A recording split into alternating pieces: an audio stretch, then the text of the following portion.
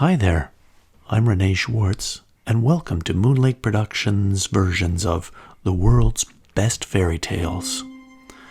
This series is for listeners both young and old, and features stories from the Grimm's Brothers, Hans Christian Andersen, Arabian Nights, and some of the best classic tales.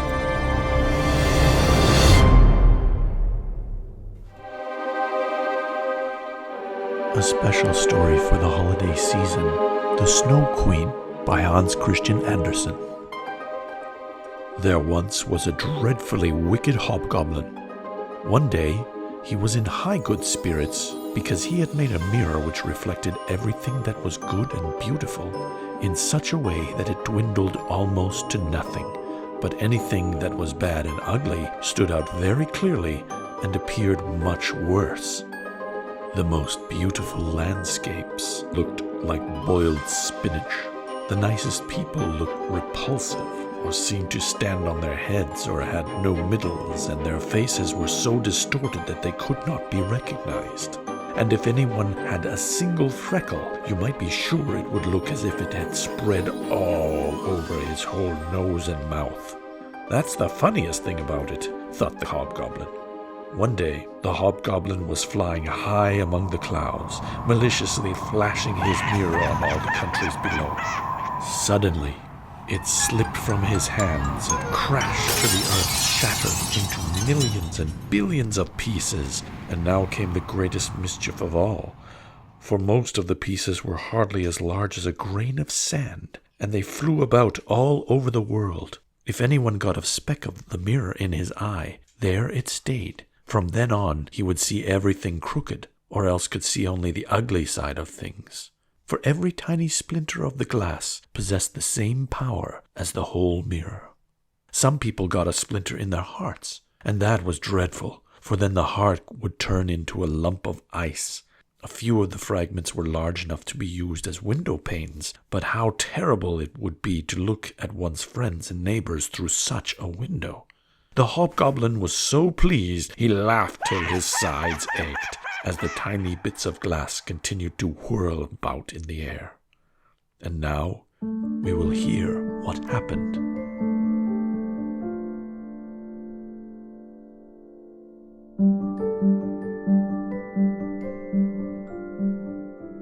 A little boy and a little girl. In a large town, where there were so many people and houses that there was not enough room for everybody to have a garden, lived two poor children. They were not brother and sister, but they loved each other as much as if they were. Their parents lived opposite one another in two attics, and each family had planted a rose tree and sweet peas in a window box. In summer, the two children were allowed to sit out underneath the rose trees and play lovely games together all afternoon. In the winter, they could not do this, so they heated pennies on the stove and put them against the frozen window panes. These made perfect peepholes through which they could gaze at each other across the frozen gutters. His name was Kay, and hers was Gerda. One day it was snowing very hard. "Those are the white bees swarming," said the old grandmother. "Have they got a queen bee too?" asked the little boy, for he knew that the real bees have one. "To be sure," said the grandmother. "She flies wherever they swarm the thickest. She is the Snow Queen, and is the biggest of them all. She never remains still upon the earth, but always returns to the black clouds. Often at midnight she flies through the streets of the town and peeps in all the windows, and then the snowflakes freeze in pretty patterns and look like flowers." "Yes, we have seen that," said both children. They knew that it was true. "Can the Snow Queen come in here?" asked the little girl. "Just let her," cried the boy. "I would put her on the stove and melt her." But the grandmother stroked his hair and told some more stories. That evening, when little Kay was going to bed, he jumped on the chair by the window and peeped through the little hole.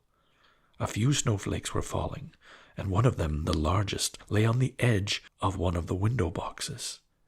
The snowflake grew larger and larger till it took the form of a maiden dressed in finest white gauze. She was so beautiful and delicate, but all ice, hard, glittering ice. She nodded at the window and beckoned to Kay with her hand. The little boy was frightened at the sight of her and sprang down from the chair. Suddenly it seemed as if a great white bird had flown past the window. The next day the weather cleared. Not long after, a thaw set in, and spring appeared. With the warm spring sunshine, the countryside turned a soft green. The swallows worked busily on their nests, and Kay and Gerda played together once more in their little garden high on the rooftop.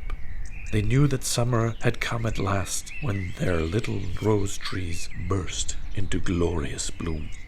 One day the children were looking at a picture book. The clock in the great church tower had just struck 5 when Kay suddenly exclaimed, "Oh, something has stung my heart, and now I've got something in my eye." Gerda threw her arms around his neck. He blinked his eyes again and again, but no, she could see nothing in them. "I think it is gone now," said he. But it had not gone. It was one of the tiny splinters from the magic mirror we have heard about. The mirror that turned whatever was fine and good reflected in it into something small and ugly. And a splinter had found its way into poor Kay's heart, which began to change into a lump of ice. His heart did not hurt him at all, but the splinter was still there. "Why are you crying?" he asked Gerda. "It makes you look so ugly." "There's nothing the matter with me. Just look, that rose is all worm-eaten, and this one is stunted. What ugly roses they are." And he began to pull them to pieces. "Kay, what are you doing?" cried the little girl, and she threw up her hands. When he saw how frightened she was, he pulled off another rose and ran inside to his window, away from dear little Gerda. When she came later on with a picture book, he said it was only fit for babies. And when his grandmother told them stories, he always interrupted with "but," and then he would get behind her and put on her spectacles and mimic everything she did. Very soon he would imitate whatever was odd or ugly about the people who lived on their street. When winter came, he began to love the cold. Each day he would take a magnifying glass and hold it over his blue coat while the snowflakes fell on it. "Look in the glass, Gerda. They are much more perfect than real flowers. If only they did not melt." One morning, Kay went out with his warm gloves on and his little sled slung over his shoulder. He shouted to Gerda, "I don't want to play with you. I am going to the marketplace to be with the other boys." And away he went. In the marketplace, the boldest boys often used to fasten their sleds to the rears of the carts of the farmers, and then they got a good ride. That day, when Kay and the other boys were in the middle of their games, there drove into the square a large white sleigh, and in it sat a figure dressed in a white fur cloak and a white fur cap. The sleigh drove around the square twice. Suddenly it came to a short stop, and Kay fastened his little sled behind it and was pulled away. The sleigh began to go more and more quickly. The driver turned round from time to time and nodded to Kay in a friendly way, as if they had known each other before. Every time Kay tried to unfasten his sled, the driver nodded again, and Kay sat still, and so they drove swiftly out of the town. The snow began to fall so thickly that the little boy could not see his hand before him as they sped along. He tried to unfasten the cord to get free of the big sleigh, but it was no use. His little sled could not be loosened, and on they went like the wind. He cried out, but nobody heard him. He was dreadfully frightened. The snowflakes grew larger and larger till they looked like great white birds. All at once, the large sleigh stopped, and the figure who was driving stood up. It was a lady, tall and slim and glittering. Her fur cloak and cap were made entirely of snow. It was the Snow Queen. "We have made good time," she said, "but you are almost frozen. Creep in under my cloak." And she held him close to her in the sleigh and drew the cloak over him. He felt as though he were sinking into a snowdrift. "Are you still cold?" she asked, and kissed him on the forehead. The kiss was as cold as ice and reached down into his heart, which was already frozen into half a lump of ice. "My sled! Don't forget my sled," he thought of at first. And they fastened it to one of the white birds, who flew behind with the sled on its back. The Snow Queen kissed Kay again, and he forgot all about little Gerda, his grandmother, and everybody else at home. "Now I must not kiss you any more," she said, "or I will kiss you to death." Then away they flew over the forests and lakes, over the sea and land. Around them whistled the cold wind, the wolves howled, and the snow hissed. Over them flew the black, shrieking crows. But high up the moon shone large and bright, and thus Kay passed the long, long winter night. During the day he slept at the Snow Queen's feet.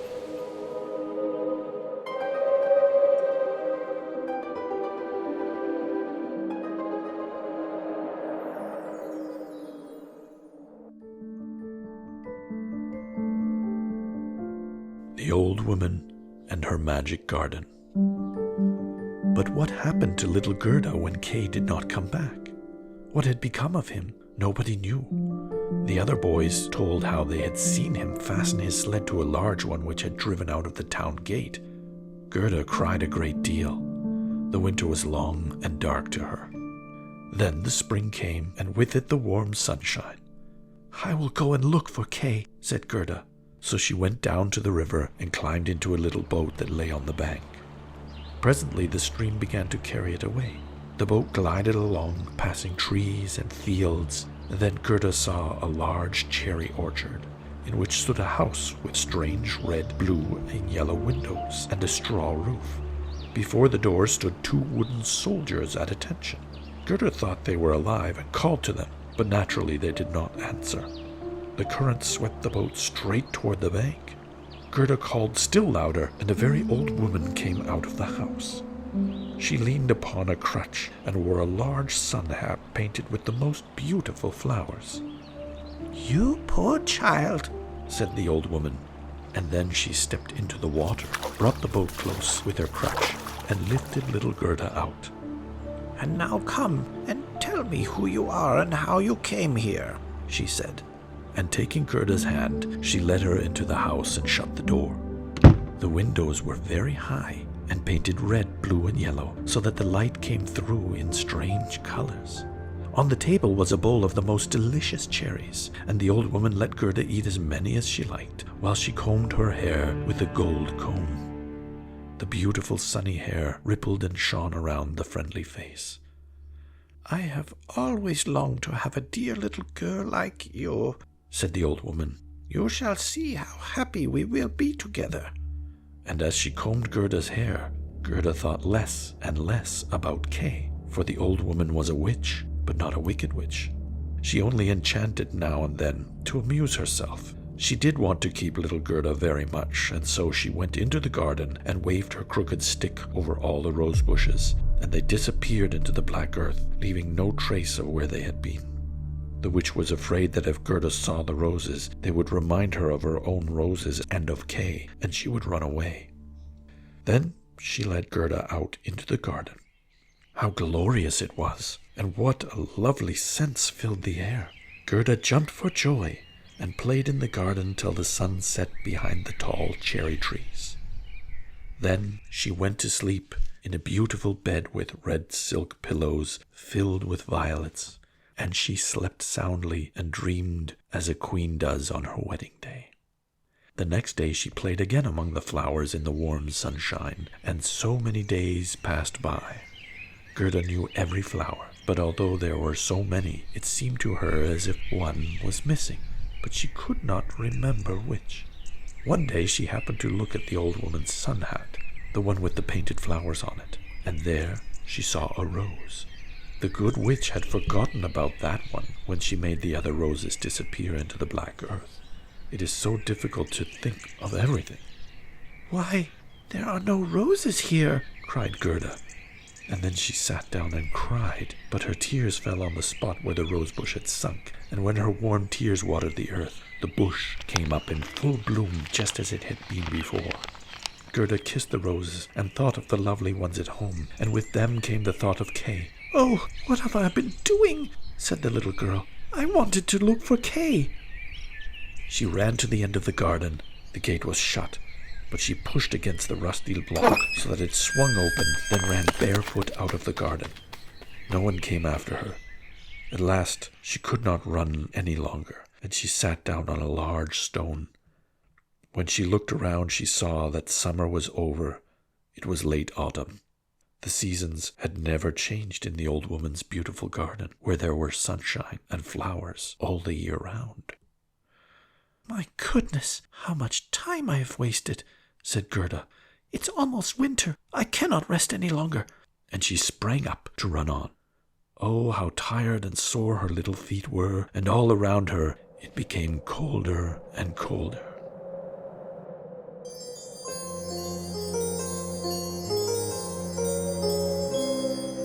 The Prince and the Princess. After a while, Gerda had to rest again. While she was sitting, she looked up, and there on the snow in front of her was a large crow. It had been looking at her for some time, and it nodded its head and said, "Caw, caw, good day." Then it asked the little girl where she was going all alone like that in the world. Gerda told the crow her story and asked if he had seen Kay. The crow nodded very thoughtfully and said, "It might be. It might be." "What? Do you think you have?" cried the little girl, and she smothered him with her kisses. "Gently, gently," said the crow. "It might be little Kay, but now he has forgotten you for the princess." "Does he live with a princess?" asked Gerda. Then the crow told her everything he knew. "In the kingdom in which we are now sitting lives a princess who is dreadfully clever. She has read all the newspapers in the world and then forgotten them again. She is as clever as that. The other day she was sitting on the throne, and that is not such fun as people think. Then she began to say, 'Why should I not marry?' But she wanted a husband who knew how to answer when spoken to, not one who would stand up stiffly looking superior. That would be too boring. When she told all the ladies of the court, they were delighted. You can believe every word I say," continued the crow. "I have a tame sweetheart in the palace, and she tells me everything." Of course, his sweetheart was a crow. "Every newspaper came out next morning with a border of hearts and the princess's initials, and inside you could read that every handsome young man might come into the palace and speak to the princess, and whoever spoke best should become her husband." "Indeed," said the crow, "you can certainly believe me. It is as true as I am sitting here. Young men arrived in streams, but nothing came of it on the first or the second day. The suitors were talkative enough in the streets, but once they went inside the palace gates and saw the guards in silver-braided uniforms and the footmen in gold-braided uniforms lining the stairs and the great hall all lit up, then their wits left them entirely. When they stood in front of the throne where the princess sat, they could think of nothing to say except to repeat the last word she had spoken, and she did not care to hear that again. It seems as if they were walking in their sleep until they went out into the street again and were able to speak once more. There was a line of young men stretching from the town gate up to the castle. They were hungry and thirsty, but in the palace they did not even get a glass of water. Some of the cleverest had thought to bring slices of bread and butter with them, but they did not share with their neighbor, for they thought, 'If he looks hungry, the princess will not have him.'" "But what about Kay?" asked Gerda. "When did he come? Was he in the crowd?" "Wait a bit. We are coming to him. On the third day a little figure without horse or carriage walked jauntily up to the palace. His eyes shone as yours do. He had lovely curly hair, but very shabby clothes." "That was Kay!" cried Gerda with delight. "Oh, I have found him!" And she clapped her hands. "He had a little bundle on his back," said the crow. "It must have been his sled." "Possibly," said the crow. "I did not see for certain, but I know from my sweetheart that when he came to the palace gate, he saw the royal guards in silver and the footmen in gold on the stairs. He was not the least bit put out. He nodded to them, saying, 'It must be rather dull standing on the stairs. I would rather go inside.' The halls were ablaze with lights. Counselors and ambassadors were walking about carrying gold trays. It was enough to make anyone nervous. The boy's boots creaked noisily, but he was not frightened." "That must be Kay," said Gerda. "I know he had new boots on. I've heard them creaking in his grandmother's room." "They did creak, certainly," said the crow. and not one bit afraid, up he went to the princess, who was sitting on a large pearl as round as a spinning wheel. All the ladies in waiting were standing around with their attendants, and the lords in waiting with their attendants. "It must have been dreadful," said little Gerda. "And Kay did win the princess?" "I heard from my tame sweetheart that he was cheerful and quick-witted. He had not come to woo, he said, but to listen to the princess's wisdom, and the end of it was that they fell in love with each other." "That must have been Kay. He was always so clever. He could do sums with fractions. Oh, won't you lead me to the palace?" begged Gerda. "That's easily asked," said the crow, "but how are we to manage that? I must talk it over with my tame sweetheart. She may be able to advise us, but I may as well tell you that a little girl like you could never get permission to enter the palace." "Oh, I will get in," said Gerda. "When Kay hears that I am there, he will come out at once and fetch me." "Wait for me by the fence," said the crow, and he nodded his head and flew away. It was late in the evening when he came back. "Caw, caw," he cried. "I am to give you her love, and here is a little roll for you. She took it out of the kitchen. There's plenty there, and you must be hungry. The guards in silver braid and the footmen in gold will not allow you to come into the palace. But don't cry, you shall get in all right. My sweetheart knows a little back staircase which leads to the bedchamber, and she knows where to find the key." Later that evening, they went into the palace garden, and when the lights were put out one by one, the crow led Gerda to the back door. Oh, how Gerda's heart beat with anxiety and longing. It seemed as if she were going to do something wrong, but she only wanted to know if it was little Kay. Yes, it must be he. She remembered so well his clever eyes, his curly hair. She could see him smiling as he did when they were at home under the rose trees. He would be so pleased to see her, and to hear how they were all at home. Now they were on the stairs. A little lamp was burning, and on the landing stood the tame crow. She put her head to one side and looked at Gerda, who bowed as her grandmother had taught her. "My fiancé has told me many things about you, my dear young lady," the crow said. "Will you take the lamp while I go in front? We will go this way so as to meet no one." They walked through many beautiful rooms until they came to the bedchamber. In the middle of it were two beds shaped like lilies, one all white, in which the princess lay, and the other red, in which Gerda hoped to find Kay. She pushed aside the curtain and saw a slim brown neck. Oh, it was Kay. She called his name out loud, holding the lamp toward him. He woke up and turned his head, and she saw that it was not Kay. It was only his neck that was like Kay's, but he was young and handsome. The princess sat up in her lily bed and asked who was there. Then Gerda cried and told her story and all that the crows had done. "You poor child," said the prince and princess, and they praised the crows and said that they were not angry with them, but that they must not do it again. Now they should have a reward. "Would you like to fly away free?" the princess asked the birds. "Or will you take a permanent place as court crows with what you can get in the kitchen?" They both bowed and asked for a permanent appointment, for they thought of their old age. They put Gerda to bed, and she folded her hands, thinking, as she fell asleep, how good people and animals are to me. The next day she was dressed from head to foot in silk and satin. The prince and princess wanted her to stay on in the palace, but she begged for a little carriage, a horse, and a pair of shoes so that she might go out again into the world to look for Kay. They gave her a muff as well and some shoes. She was warmly dressed, and when she was ready, there in front of the door stood a coach of pure gold, with a coachman, footmen, and outriders, all wearing fine gold crowns. The prince and princess helped her into the carriage and wished her good luck. "Goodbye," called the prince and princess, and little Gerda cried, and the crow cried. The wild crow, who was now married, drove with her for the first 3 miles. His wife could not come because she had a bad headache. When the wild crow had said goodbye, he flew up into a tree and flapped his big black wings for as long as the carriage was in sight.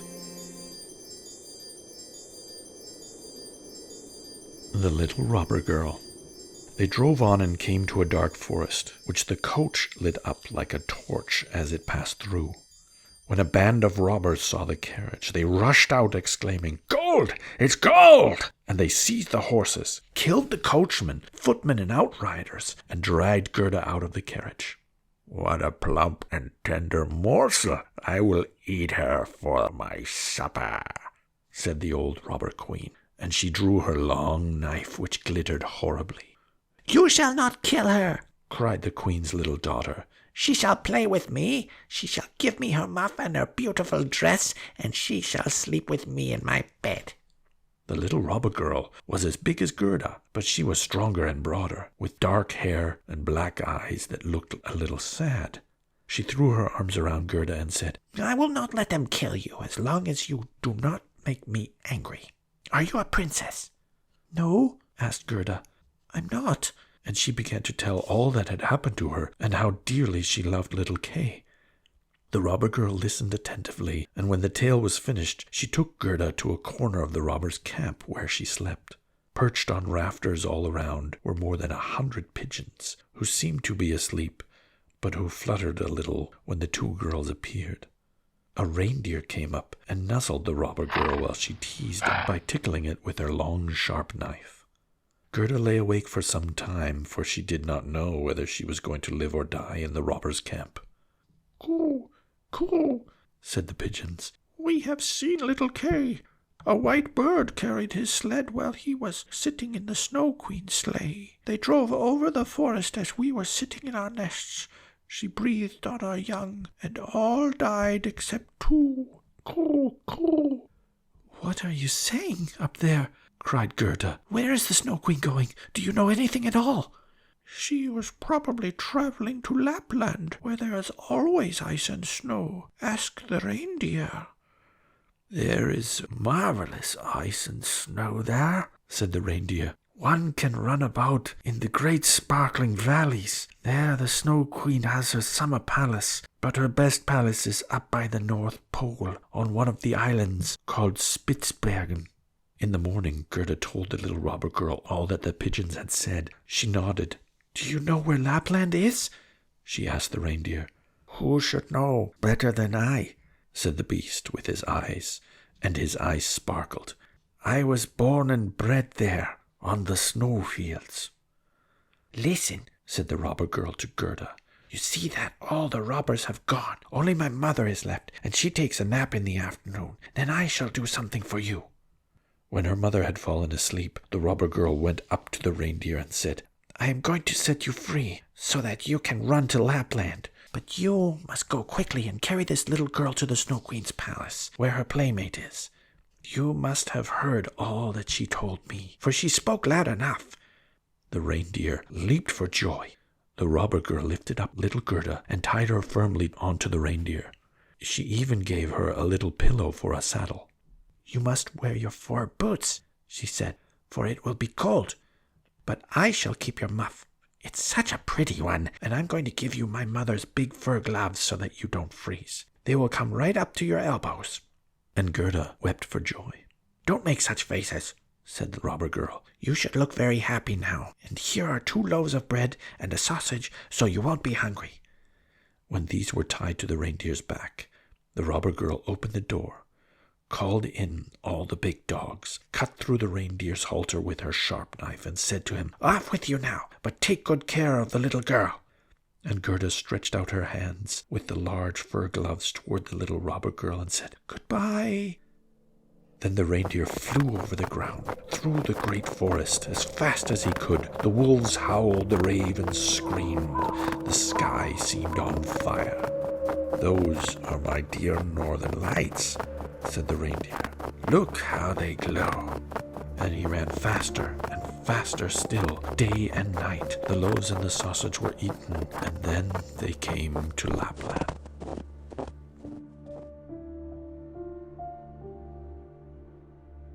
The Lap woman and the Finn woman. They stopped at a wretched little house. The roof almost touched the ground, and the door was so low that you had to creep in and out. There was no one in the house except an old Lap woman who was cooking fish over an oil lamp. The reindeer told Gerda's whole history. But first he told his own, for that seemed to him much more important, and Gerda was so cold that she could not speak. "Ah, you poor creatures," said the Lapp woman.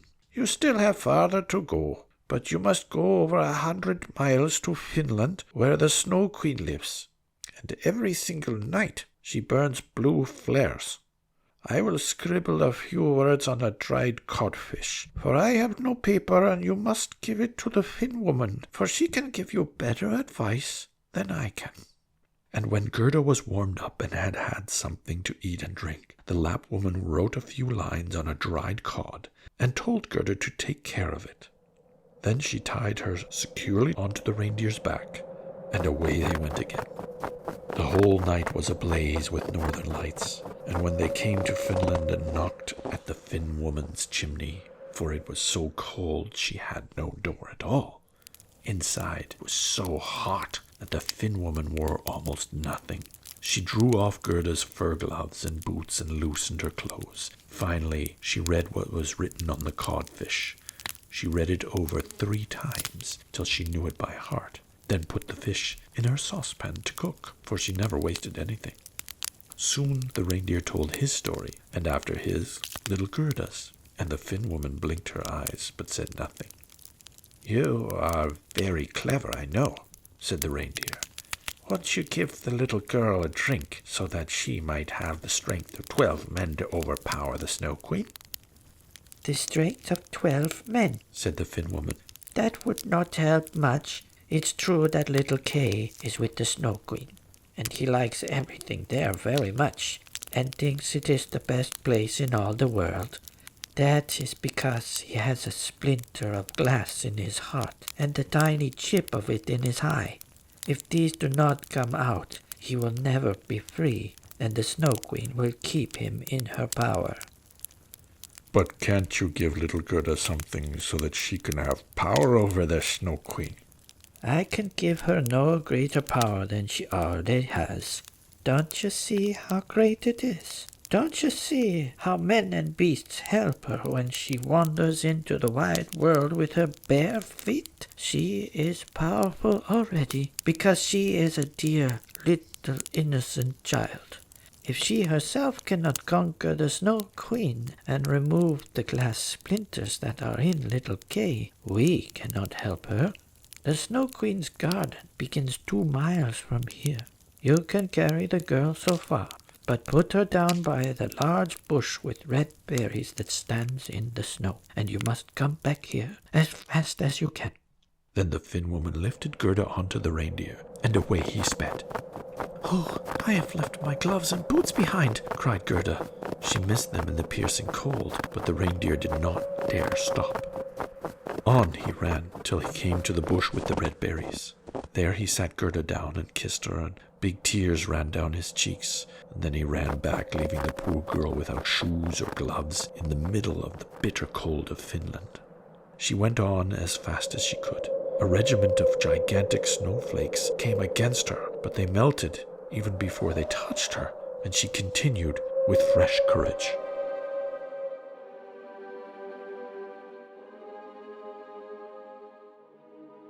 The Snow Queen's Palace. And now we must see what Kay was doing. He was not thinking of Gerda and never dreamed that she was standing right outside the Snow Queen's palace. The walls of the palace were built of driven snow, and the doors and the windows of piercing winds. There were more than 100 halls in it, the largest several miles long, all made of frozen snow. The bright northern lights lit them up, and very large and empty and cold and glittering they were. In the middle of the great hall was a frozen lake which had cracked in 1,000 pieces. Here the Snow Queen used to sit when she was at home. Little Kay was almost black and blue with cold, but he never felt it, for the Snow Queen had kissed away his feelings, and his heart was a lump of ice. He was sitting in the hall pulling about some sharp flat pieces of ice and trying to put them together into a pattern. He thought they were beautiful, but that was because of the splinter of glass in his eye. He was able to fit them into a great many shapes, but he really wanted to make them spell the word love. The Snow Queen had said, "If you can spell out that word, you will be your own master. I shall give you the whole world and a new sled." But Kay could not do it. "Today I must fly to warmer countries," said the Snow Queen. "I must go and stir up my black kettles." This is what she called Mount Etna and Mount Vesuvius. And off she flew, leaving Kay alone in the great hall trying to do his puzzle. He sat so still that you would have thought he was frozen. Then little Gerda stepped into the palace hall. The raging winds quieted down, as if they had fallen asleep when she appeared.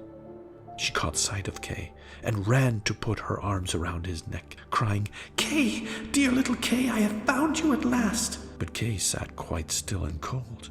Gerda wept hot tears which fell on his breast and thawed his heart so that the glass splinter was dissolved. He looked at her and burst into tears. He cried so much that the splinter swam out of his eye. And then he recognized her and cried out, "Gerda, dear little Gerda, where have you been so long? And where have I been?" And he looked around him. "How cold it is here! How huge and empty!" He threw his arms around Gerda, and she laughed and wept for joy. It was such a happy time that the pieces of ice even danced around them for joy. When they grew tired, Kay and Gerda lay down, and as they slept, they melted the ice, forming the word that the Snow Queen had said Kay must spell in order to become his own master. Gerda kissed his cheeks, and they grew rosy.